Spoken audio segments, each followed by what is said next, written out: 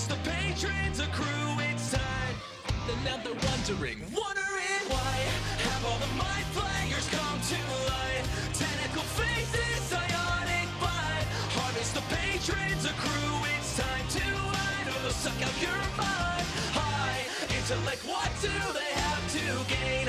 Illith is serving the elder brain, calling the weak that they find like time to hide, or they'll suck out your mind. Time to hide.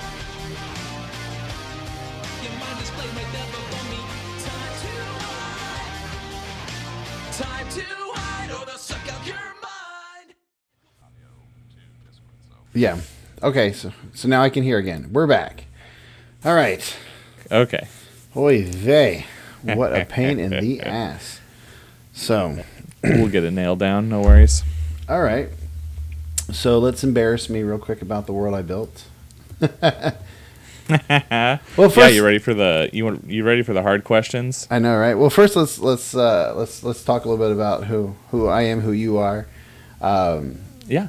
My name is Morgan, and I am the founder of Mindflayed Mondays, which is a pro DMing group that is for hire. So I have several DMs, which we just got another Dungeon Master to join our team pretty much officially this weekend. His name's Dan. He is a really cool guy, and he is also a lover of Mind Flayers. So it was just like a match made in heaven. Love it. So besides doing that, we have T-shirts that we sell online. And other cool stuff on the DMs Guild, and we just started this podcast. And you have been a huge supporter of this podcast, from day one, and I truly appreciate that. Thank you. Yeah, absolutely. D&D podcasts are right up my alley, man. And when I saw you post that you were starting one, I was stoked. Yeah, listen to episode 1 on day 1, and don't plan to stop anytime soon. So I really appreciate that. So and the reason why I wanted you to do this is because you're not part of the cast.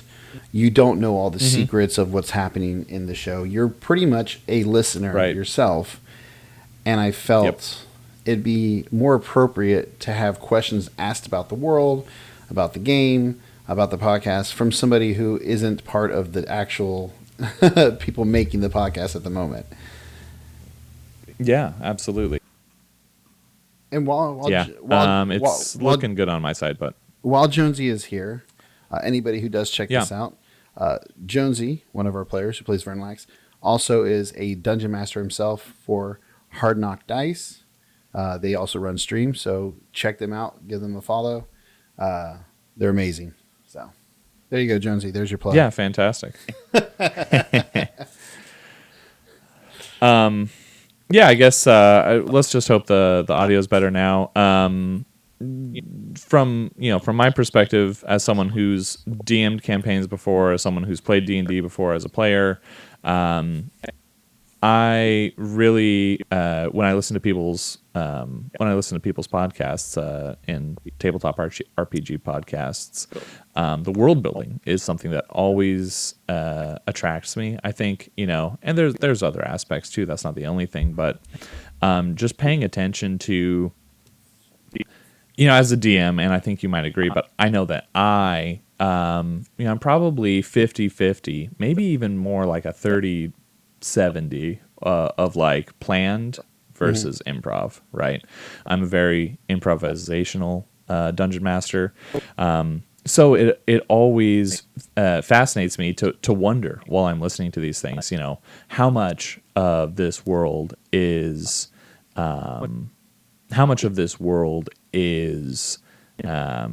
improv and how much is thought out, and how much do you have written in the background versus how much do you have you're trying to you're get just all coming my up with Dungeon off the Master cuff, you know what I mean? Man. You're trying to get all my Dungeon Master No, secrets. I'm not trying to.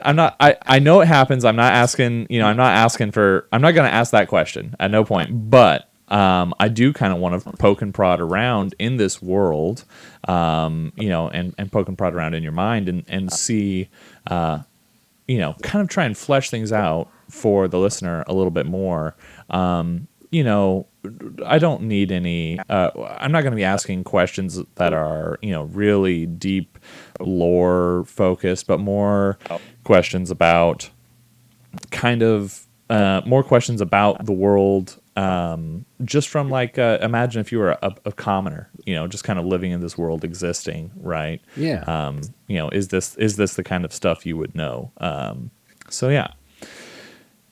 I do have a couple of questions just for you as a person, you know, sort of out of game. And I guess just to start, you know, I'd say, what made you want to start a podcast? You know, I know D&D is a great platform for that. I really enjoy D&D podcasts, but it's also a space that has there's a lot of saturation in the space. I think there's a lot of D&D podcasts out there right now, and just tabletop RPG podcasts. So There is. what was your There's a lot of great stuff, too. What were you thinking when you? Yeah, for sure. What were you thinking when you made that choice? Well, honestly, I've been wanting to do one for several years, more than several years, many years.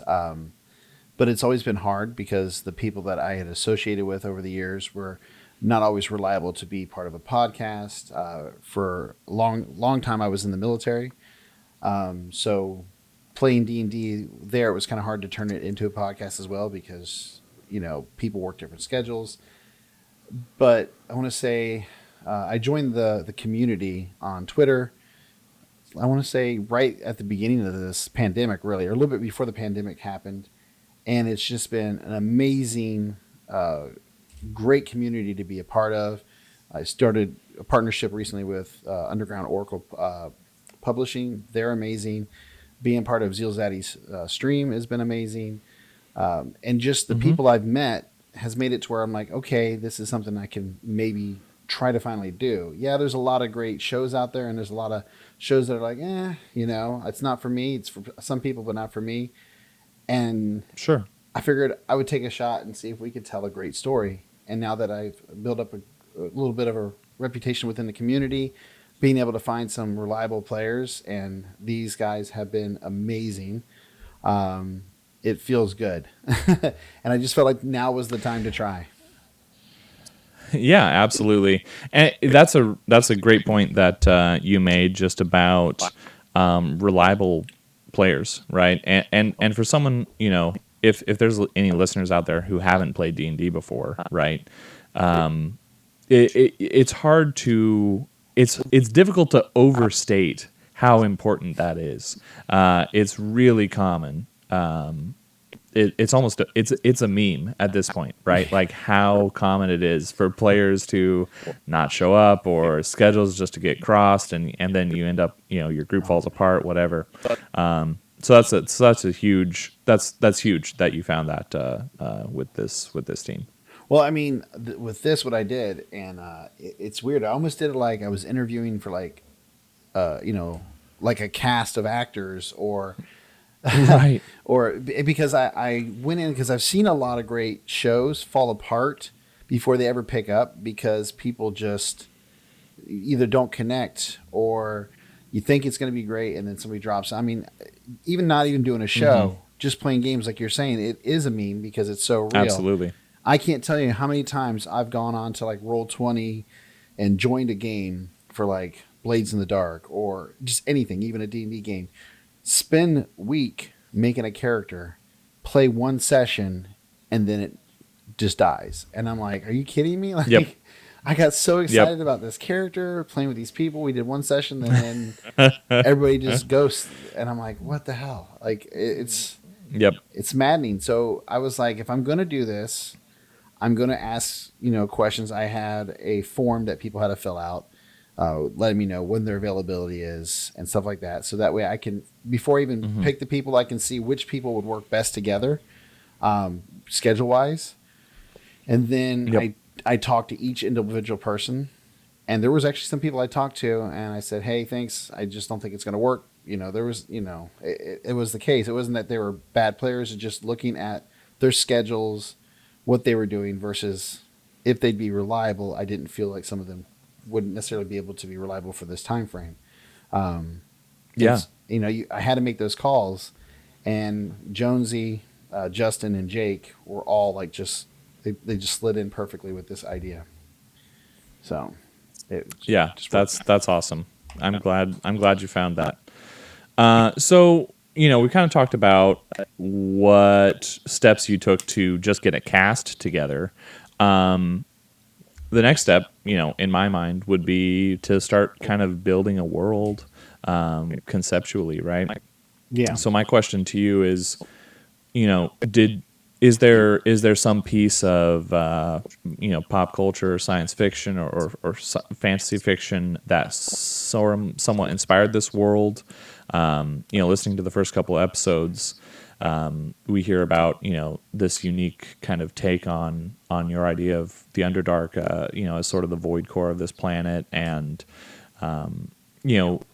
are you planning on sort of running with a more homebrew kind of game, or do you plan on using more classic rule set, creatures and monsters and mechanics? I'm somebody who I literally do a little bit of each. Like there's certain creatures, certain monsters Mm-hmm. that I won't mess with. I don't need to mess with. But like right off from the beginning, like I think I want to say like by the second episode, they were fighting homebrewed void goblins. They were a type of goblins that were completely different. I homebrewed them. They were not, something that's standard. And I wanted to do that right off the bat because I wanted people to realize that we're not just going to be fighting normal standard monsters. It's going to be a lot of homebrew. But that doesn't mean there isn't normal things out there as well. I actually just worked on a nice homebrew BBEG that may get introduced at some point against these guys, and they're going to hate me for it. I was inspired by some art that I saw, and I'm like, oh yeah, Fantastic. this has to happen. As a DM, I totally know what you mean. Like you read a Reddit post or thread or see a piece of artwork or something like that, and you're just like, oh, that's beautiful. Like I'm just gonna keep that in my back pocket, and I don't know where it's gonna fit in yet, but it could come up later, and it's gonna be fun. Yeah. Well, that's what I love about D&D Beyond is because when I see like these ideas, I can immediately go over there and build it out and just keep it for myself. Like I don't have to put it public, but I can just keep it hidden for myself. Sure.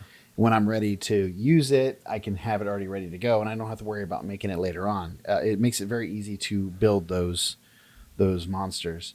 But other inspirations is just variety of animes, different books, sci-fi movies. I like to take a little bit of concepts from everything. Like believe it or not, one of the inspirations for the void itself, the idea of the void, is from an old cartoon show that used to be on like Cartoon Network when I was a kid. I can't remember the exact name of the show, but it was like something Dark Waters, Pirates of Dark Waters, I think. Sure. But it basically followed a crew on a ship, and there was like this nasty black thing in the water that was starting to consume the world, and they had to go and gather these items to stop it. But the idea of this liquid void that can consume people and change them was loosely inspired by that cartoon show, which was a freaking amazing show. Very cool. Never should have been canceled. But moms back in the day thought it was too much for kids, which it wasn't. You old moms were sure. wrong.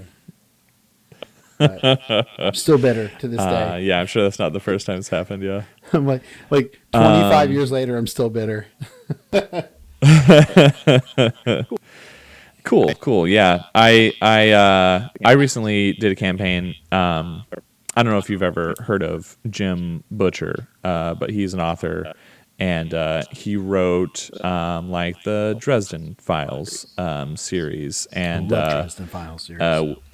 yeah, which is like super, pretty prolific, right? But he also wrote I think, gosh, what was it? The Cinder Spires was the name of the. It's kind of like the steampunk series. Yeah, I think the first book was the only one that was out, but it's called The Aeronaut's Windlass, I think. But basically,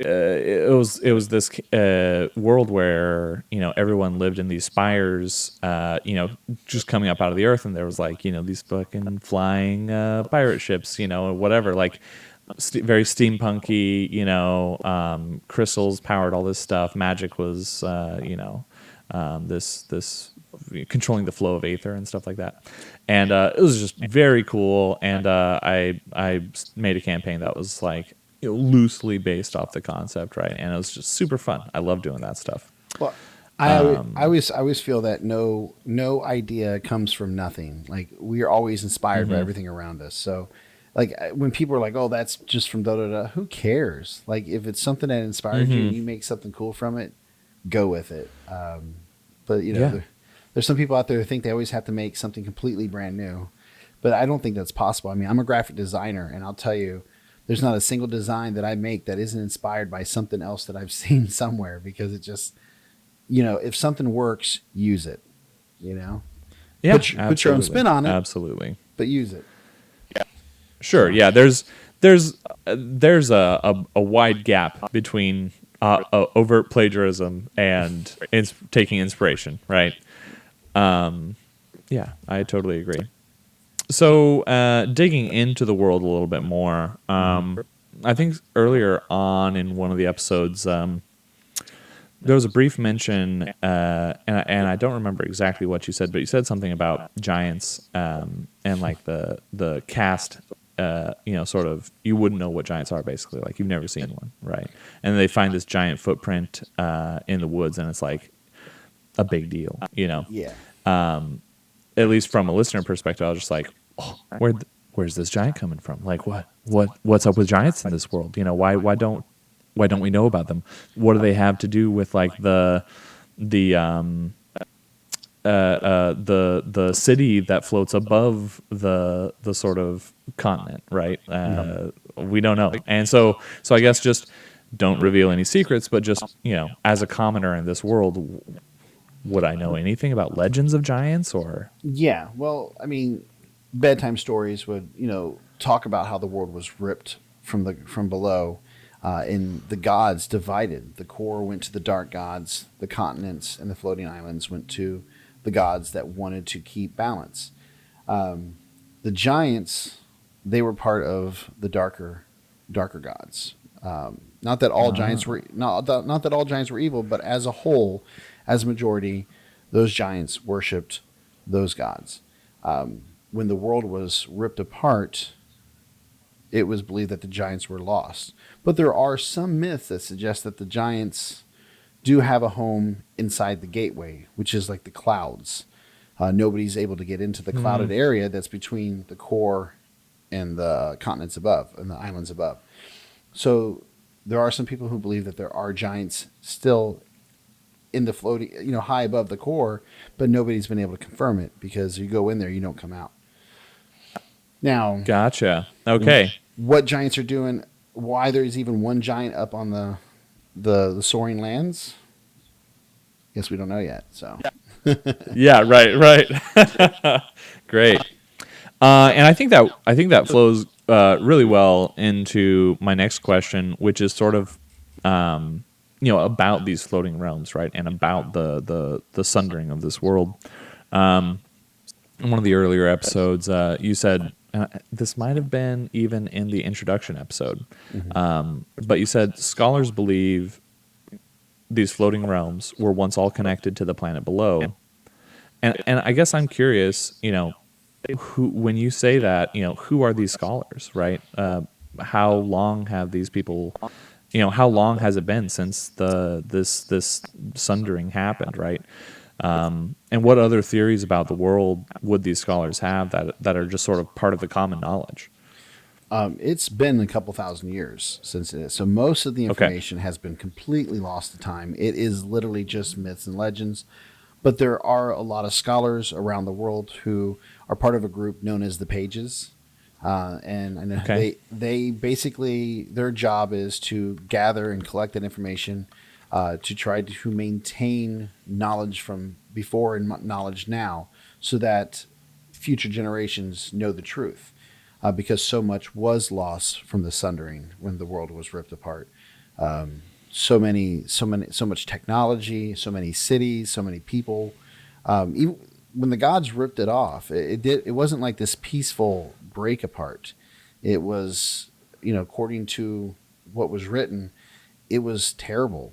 Millions died, and millions more were left below, and nobody knows what happened to them. So, like, these scholars, they want to try to understand as much as they can to prevent other catastrophes from happening. So they kind of like, they debate a lot of the information they find, but they operate freely amongst all the kingdoms. There's like really like three orders, three guilds that kind of have freedom to operate amongst all the kingdoms without too much issue, and the pages are one of them. Okay. So, I mean, if that helps you answer that a little bit.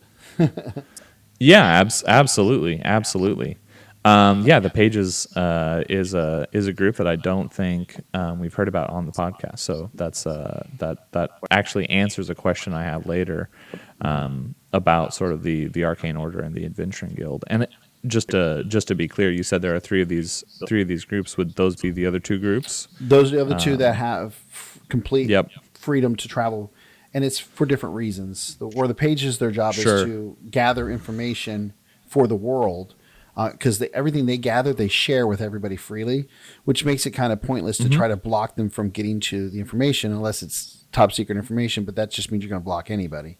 But in general, they're allowed to be in all the kingdoms because they're not trying to be sneaky. They're just trying to document history. And whereas the Arcane Order, or the Arcane Eye, as they're also known by the civilians, their job is policing magic.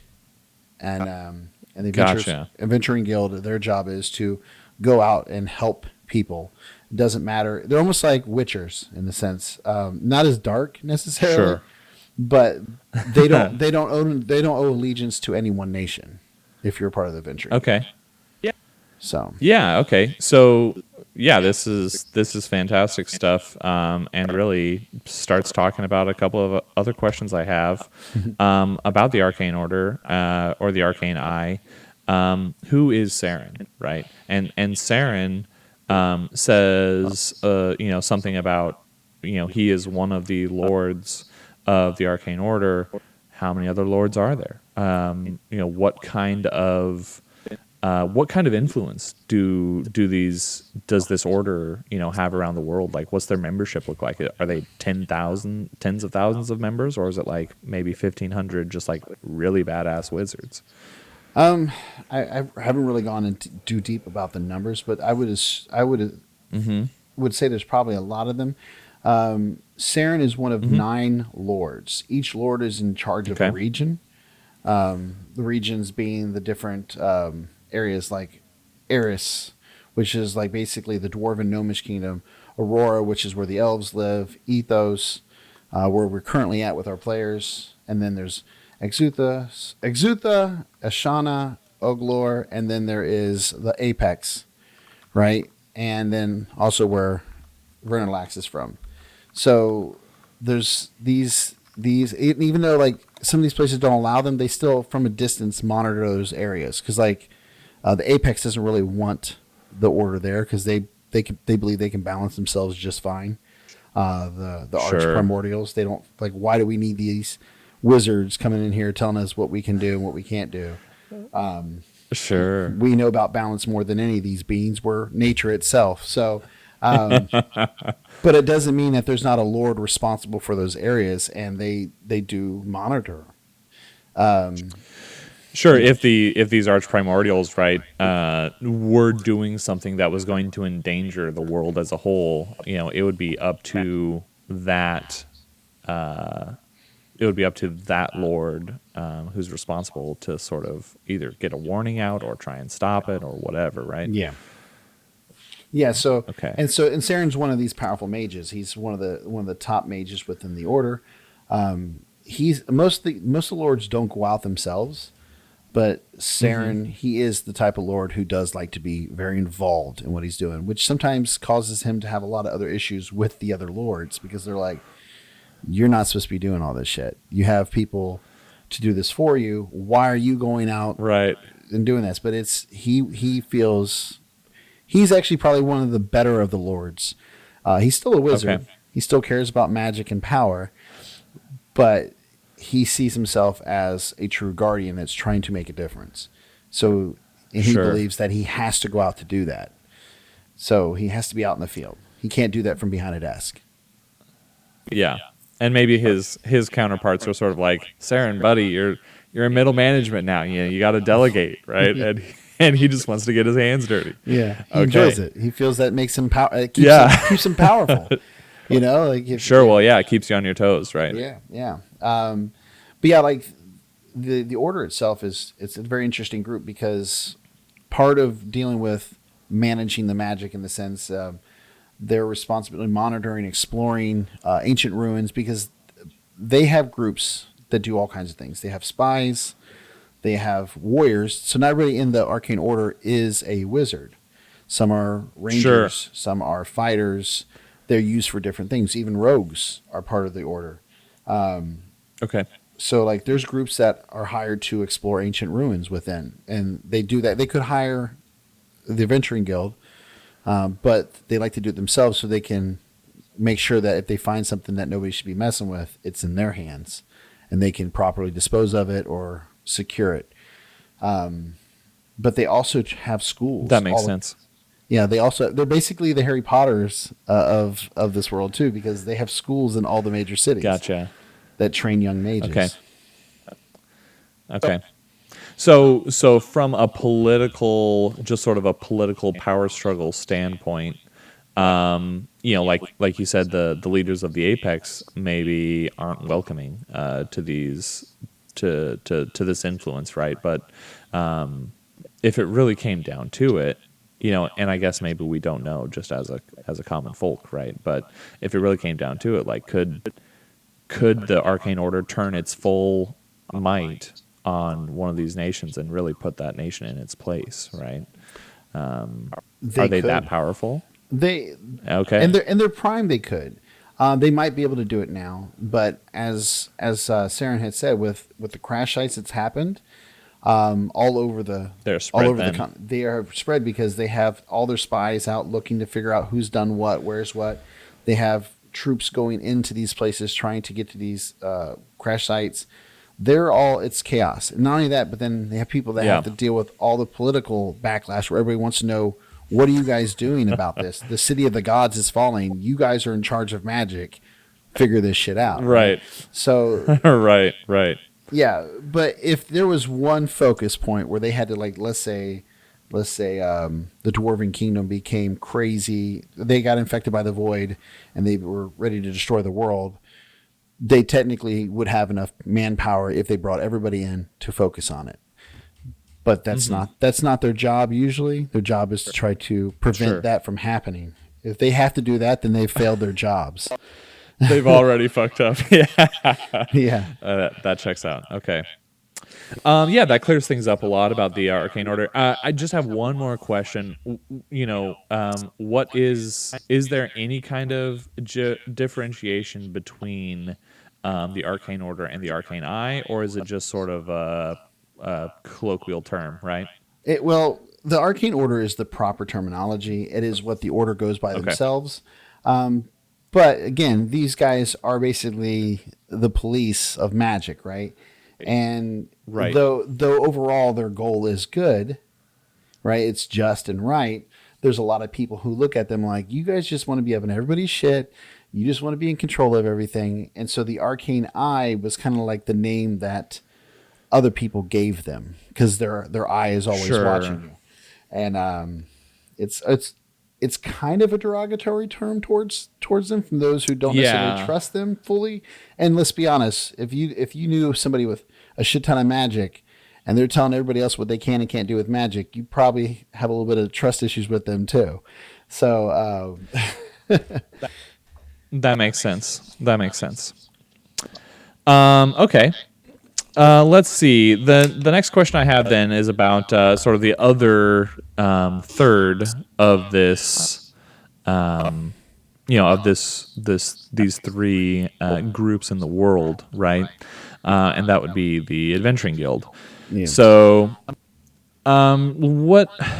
Just kind of expand a little bit on the role of the Adventuring Guild. Something Saren said was that he could only hire people who were registered with the Adventuring Guild as part of, as part of the expedition. So, what is the role of the Adventuring Guild in the world, and how much? How important is it to be part of that group, right? So the Adventuring Guild is more of, like I said, it's kind of like the Witchers meet mercenaries, like sell swords. These are the people who want to make a difference or make coin. You're gonna have some people in there that are like the shady scum and villainy of the universe kind of groups that are in there. But there's most of the people there are there to try to make a difference in their own way without having to answer to a king or a lord. So that's kind of what the Adventuring Guild. It gives people an opportunity, commoners and other people who aren't from royal families or high homes, to go out and make a name for themselves. There's just certain rules that they have to follow, and that apply. Because the Adventuring Guild, to be able to maintain that status quo to where they can kind of go wherever, they have to make sure they kind of monitor themselves to make sure people aren't going in there and making political deals with people and trying to help people, because that's not what they're there for. They don't accept missions that are politically based. If you want to hire somebody to frame a politician, you don't go to the Adventurers Guild. You find somebody else to do that. Sure. So okay, interesting. That kind of answers that question. Yeah, absolutely. Okay, I just got a couple more here. We touched a little bit earlier on the Apex and these arch primordials. The interaction with Grava was one of my favorite sort of parts of the podcast so far. What is Grava's deal?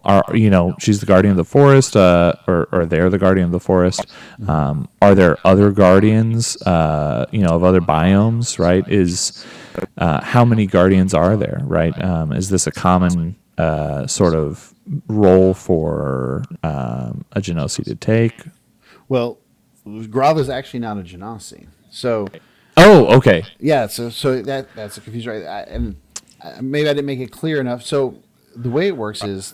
No, you probably did. The Apex was created by arch primordial beings. And think of the primordials mixed with the arch fae.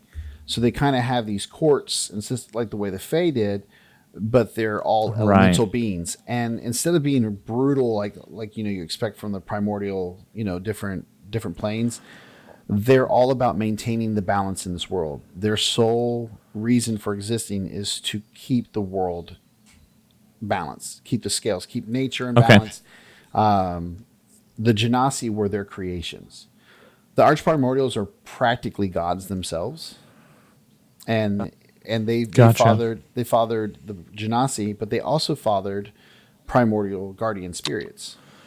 And so Grava is a primordial. Well, it's not guardian spirit; it's primordial spirit guardians. So they are basically not nearly as powerful as the arch primordials, but they are in charge of being basically. They're like their connections into the world.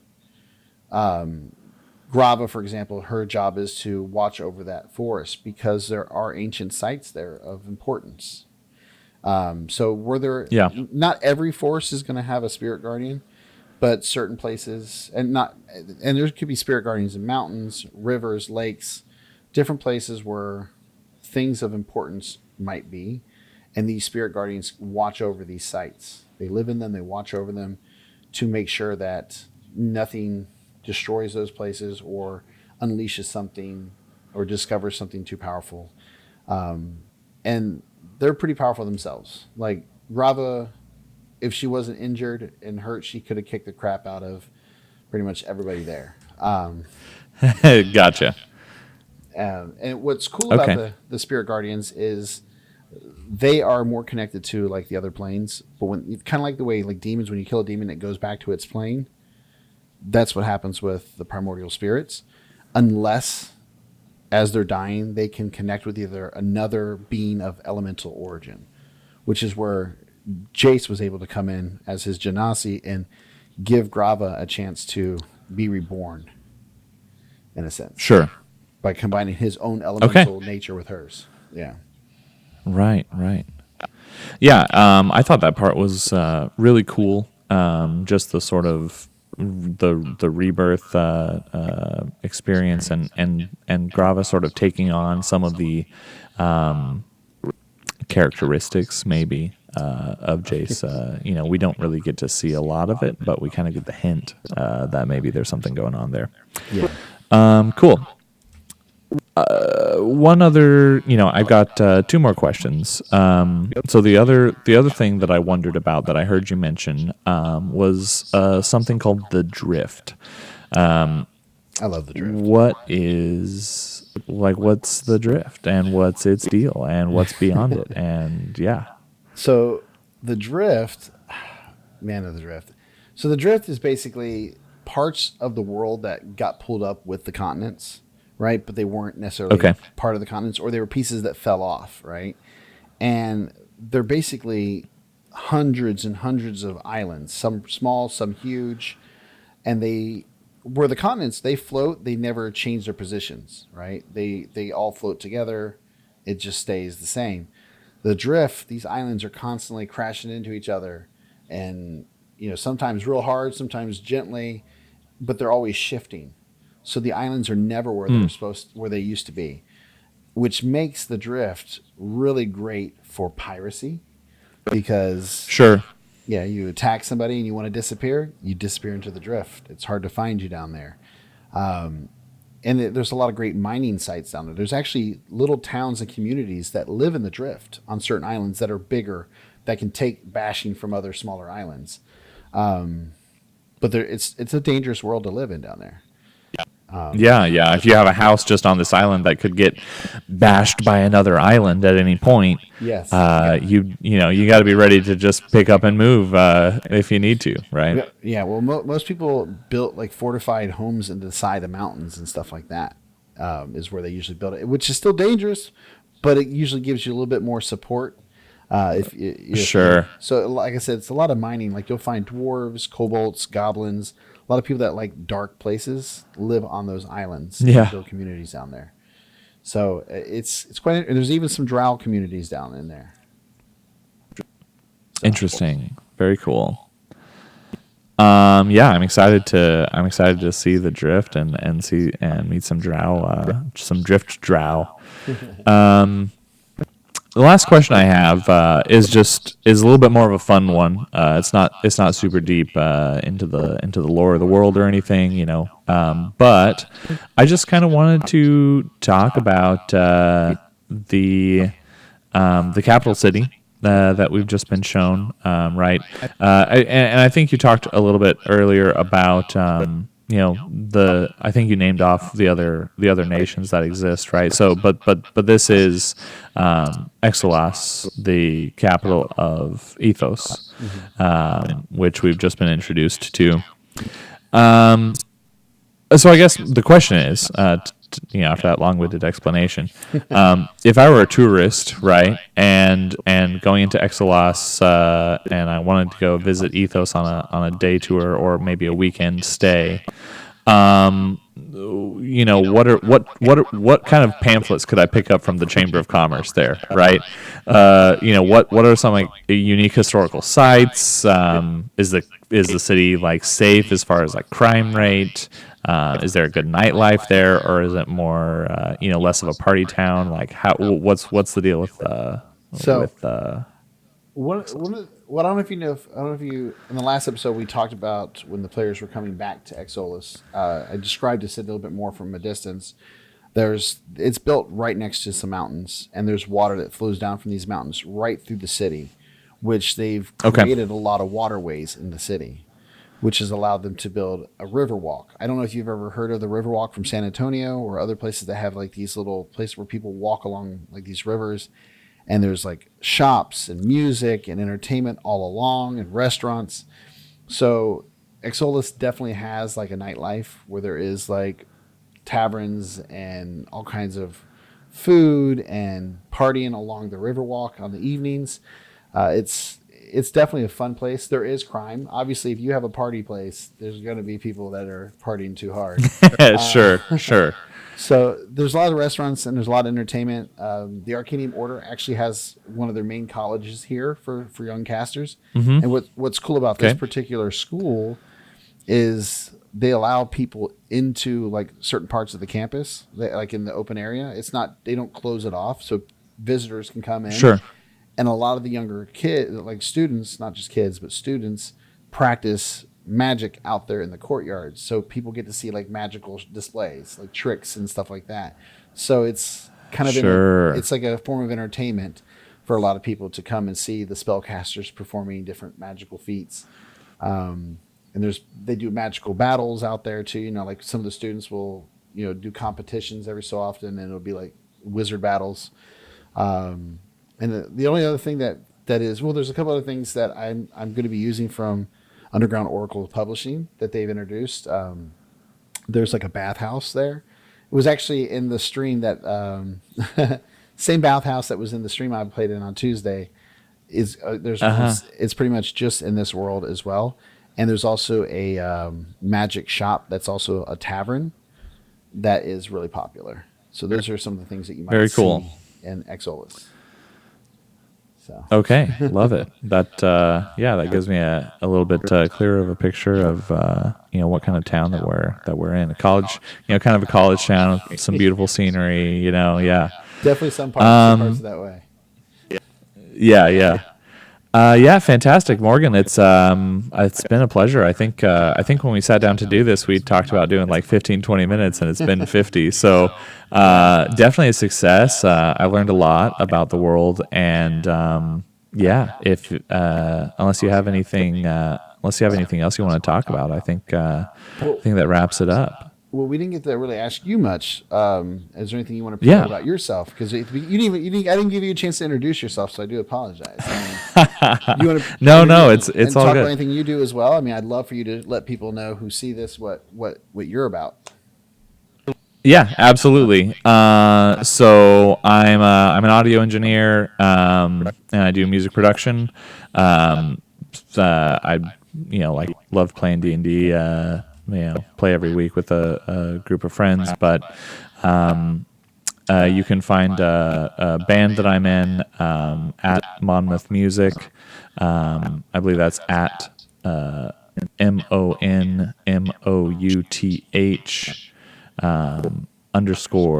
_music on Twitter. We make like club house techno type stuff and some whatever future bass and whatever. But I also do mixing and editing and mastering and production of music and other audio. Anything audio, I like to work with it. So that's me. And awesome. Well, thank you for sharing that. Other than that, I really do appreciate you taking the time to talk to me about the world. I think we're going to be doing this again with some of the players so we can learn a little bit more about each of the cast members and who their characters are. They've all agreed that they think they would love to talk about their characters, and I think it'll be fun to sit down with them, you and me with them, and just kind of shoot the shit and see what we come up with. Yeah, absolutely. So I don't know when we're going to do those next ones. I got to talk to them, but soon, and then they'll be on here as well. And I do plan on fixing these up, make sure the audio is right, since apparently we might have had a little bit of audio issues tonight. Yeah, we'll get that figured out. Definitely figured out by the time we tune in for the next one. So yeah, and then we can post those on YouTube as well, so people can check it out. Dude, this was fun. I like talking about it. Yeah, I had a blast. So. I had a blast, and I learned a lot. It just makes me hungry for more episodes, buddy. I want to hear more of that. I want to hear more of that podcast already. Well, we're going to be recording this Thursday, and then so the next episode will come out on Monday. one other thing is, we are going to be releasing a Halloween one shot that's not related to our world.